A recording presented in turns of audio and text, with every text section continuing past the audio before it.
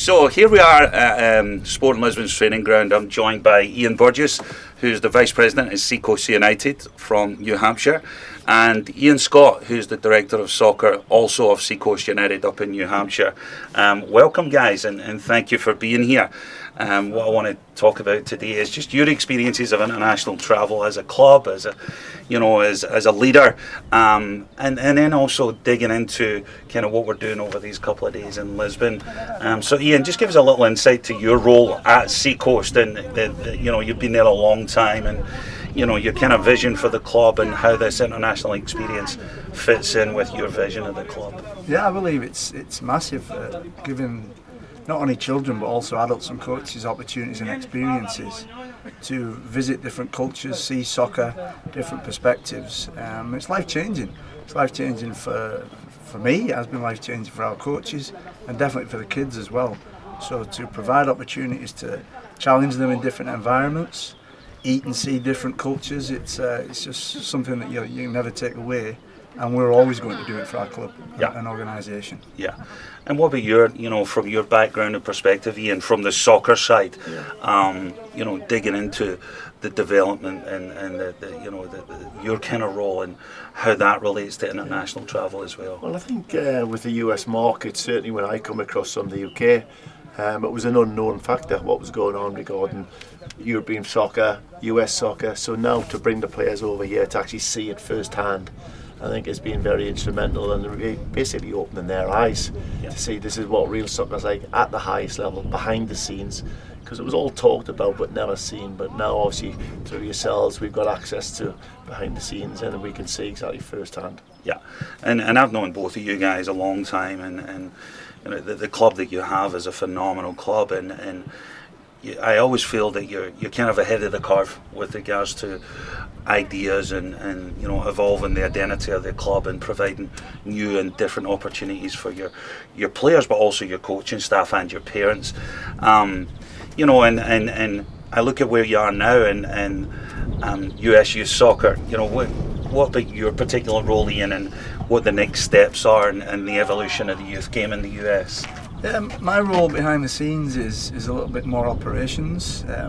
Obviously evolved from being a coach, but we kind of provide opportunities with facilities, and we're from such a large demographic that it's very difficult to ask kids to come to a higher level and travel as much as they do. So we actually take our club on the road to them. Yeah. So we have different indoor facilities, outdoor facilities, and it's really just a massive operation. Trying to get everything put together to provide opportunities for kids, really. And we have different levels. We have a US Academy program, but we're very inclusive, and we have opportunities for kids who are just starting out, adults who are just starting out, recreational, different leagues, different skill levels.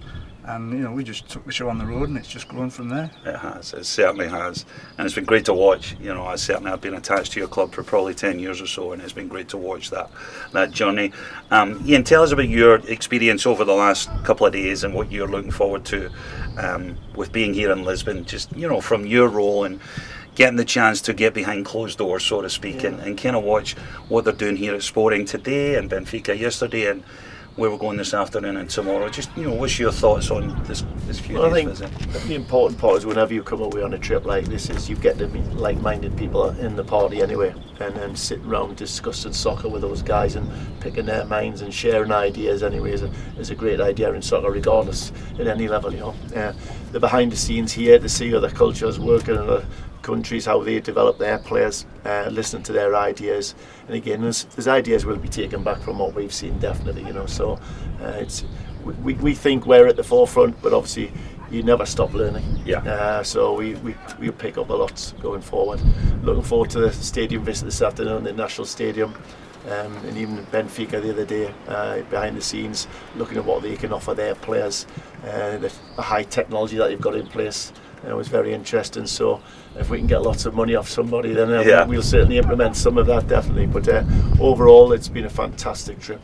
Love it, and take back the ideas, as I say, and share them. And what did you think just yesterday, Ian, from the Benfica visit? What did you take away from that?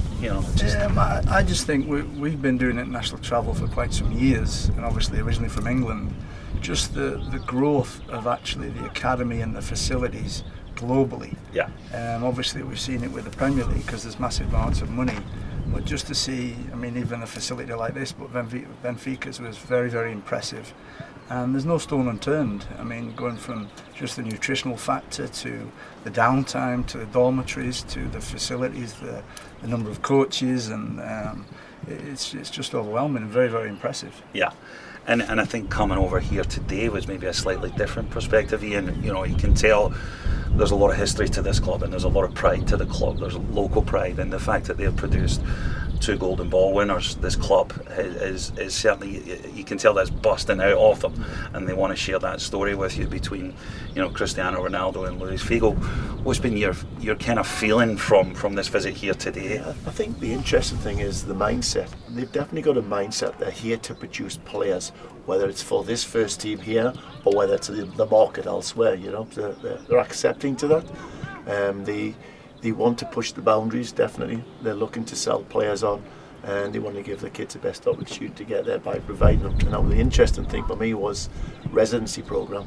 Yeah. At 13, 14 years of age, both clubs bringing young players, taking them away from their families, putting them in an environment where they get the very best. Training sessions 3 times a day. Yeah. So there's no wonder, you know, there's a connection there, definitely. That's why they're producing players at the highest level. Yeah.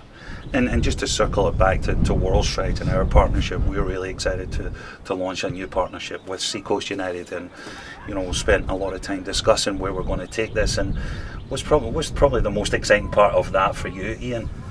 I think really from the club perspective, just to provide more opportunities for our families, because obviously we've known you for a while, but the network that you have of possibilities that can be provided for our families is going to be amazing. From my perspective of even just working with you this week, the communication prior to the trip was first class.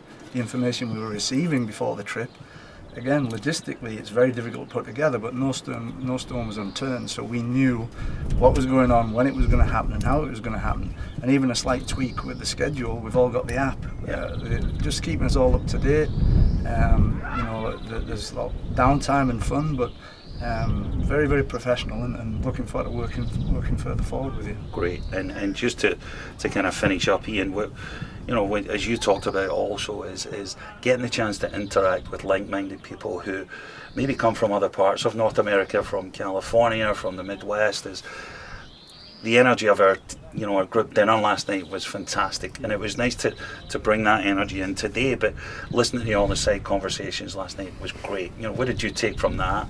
Yeah, I just to say everybody's from different backgrounds, you know, Yeah. and I say we've all got stories to tell and share. But it's also listening to what they're doing now, the present, and where they're going with their clubs as well, which has opened our minds to maybe take some of those ideas back as well to help grow our club further as well. So it's like a mini coaching course, really. Yeah. It is, you know. So and it's, like I say, there is that downtime, the social side of it, and we'll take away friendships from this forever. Yeah, and just to kind of wrap up, I'm super excited to be working with yourselves, Ian and Paul and David and Kelly and all the fantastic people of Seacoast, but also to your community, you know, to bring them these opportunities. It really excites me and us for going forward. So thank you to you both, and looking forward to what the future holds. Look forward to it. Thank you, Thank you, guys. Eric. Thank you. Thank you very much. Appreciate it.